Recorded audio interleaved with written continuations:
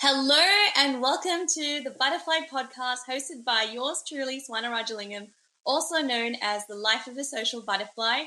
And I have a very, very special guest here today for you guys, Sindu Kanesanathan, also known as Sinkissed_Beauty.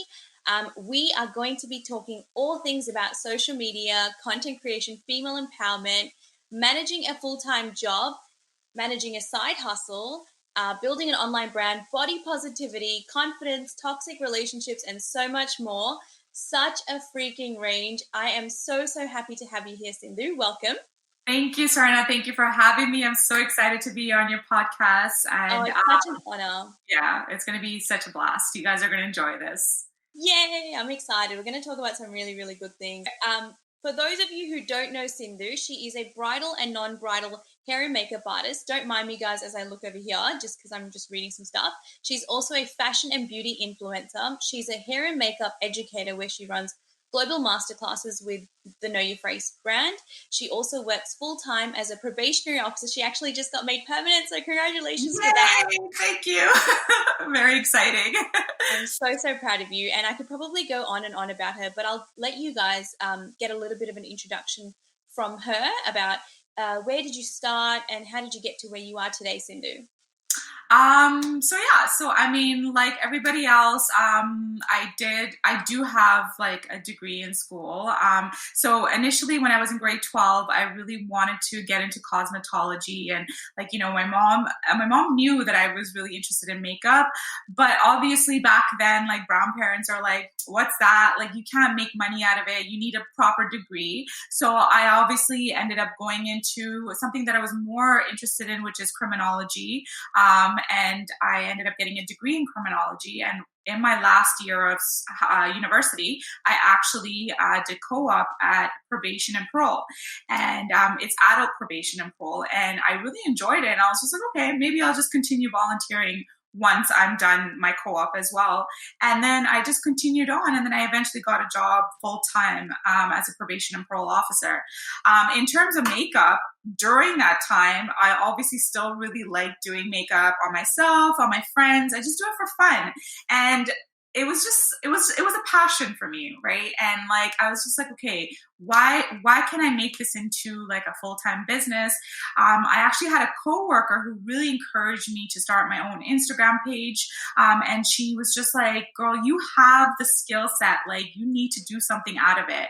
And for the longest time, like when I was taking clientele, I'm not even joking, for a good like 4 or 5 months, I was doing it for free. And then eventually I was just like, I need to get some kind of reward for my skill, right? So I put up my first post on Instagram, and it just started from there. And everything back then was word of mouth, but now it's about promoting yourself on social media, right? So, and then it just grew, and people just really liked my work. And I have a lot of repeat clients from 2014, which is amazing. I'm very lucky and fortunate to have clients like that. That is so amazing, and I'm so proud of you. And had you not taken that step, especially with opening a page on social media and really putting yourself out there, I wouldn't even be friends with you, because I live in Australia, and what are the chances of us actually meeting? I was literally thinking that too. Because the other day I was having a conversation with one of my coworkers, and she was actually asking about you because I was telling her that we went to Australia to visit you. And then she's like, how did you guys even meet? And I told her it was through the Time to Talk Taboo.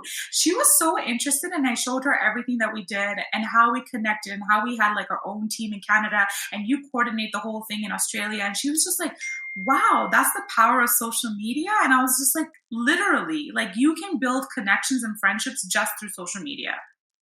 You're absolutely right. I think social media sometimes gets a really, really bad rep, where there's a lot of talk around, you know, how it can be really toxic because people feel really pressured in terms of dressing a certain way or looking a certain way.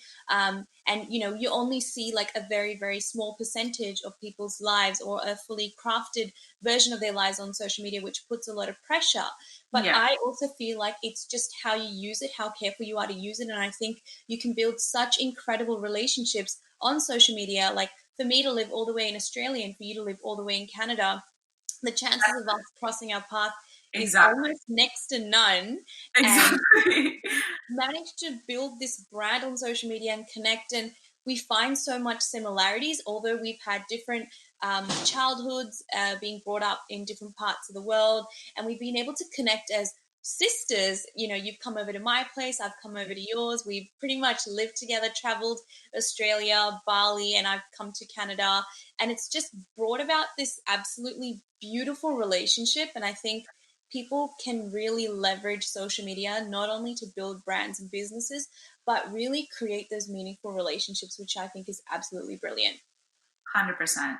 And again, like what you said, like we literally travel around the world just like, and I think from that we even built a bond from that too, because I mean, yes, Swarnaa's come here and we have connected in a way where like we're just basically like sisters, but I feel like our trip to Bali, like that was like a no whole other connection, and I just feel like it was